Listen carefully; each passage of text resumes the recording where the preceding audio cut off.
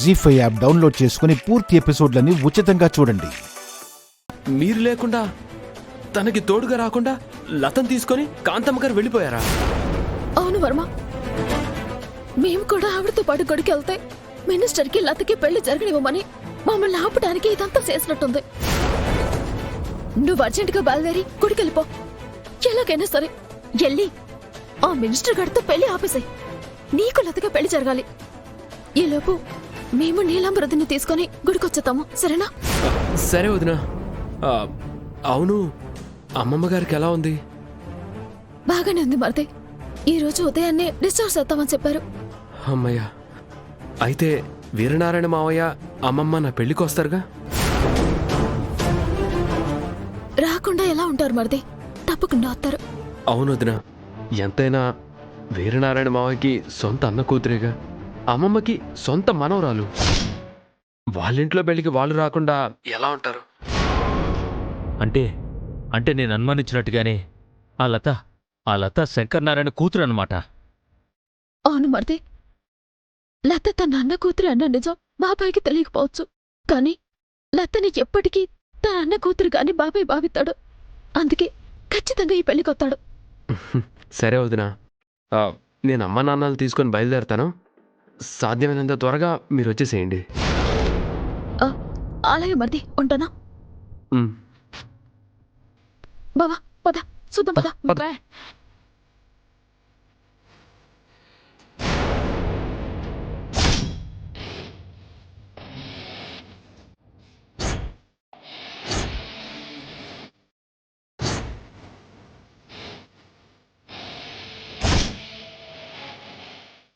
నాన్నగారు, అది బయలుదేరదామా?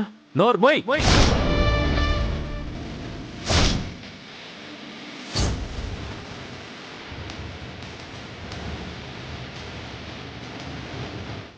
దుర్మార్గుడా, కన్న తండ్రిని మోసం చేయడానికి నీకు మనసెలా వచ్చిందిరా? అరే, నేను ఫోన్లో మాట్లాడిన విషయాలన్నీ నాన్నగారు వినేశారా? లత శంకర్ నారాయణ కూతురన్న విషయం నాన్నకి తెలిసిపోయిందా? లత ఎవరి కూతుర్రా?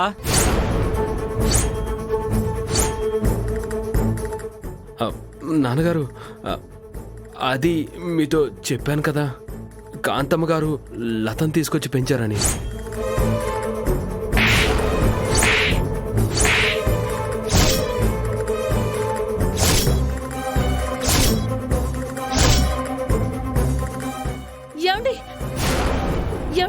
నువ్వు నోర్మై! రేయ్, ఆ లత శంకర్ నారాయణ కూతురన్న నిజం తెలిసే దాన్ని పెళ్లి చేసుకోవాలనుకున్నావు కదూ? ఏం మాట్లాడుతున్నారు నాన్నగారు?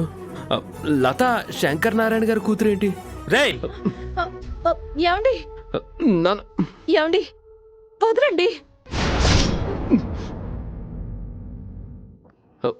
ఎవరి పేరైతే నేను వినడానికి కూడా అసహ్యపడతానో, ఎవడి నీడైతే నా ఇంటి మీద పడకూడదని ఆ దేవుణ్ణి కోరుకుంటానో, ఛీ!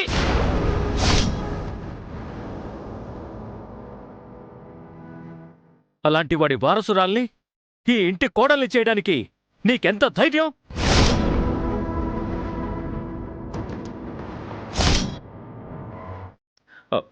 నాన్నగారు, నిజమేంటో తెలియకుండా మాట్లాడుతున్నారు. లేదురా, నా బద్ధశత్రువైన శంకర్ నారాయణ గారి కూతుర్ని ఈ ఇంటికి కోడల్ని చేద్దామనుకున్నావంటే ఈ క్షణం నుంచే నువ్వు కూడా నాకు శత్రువే.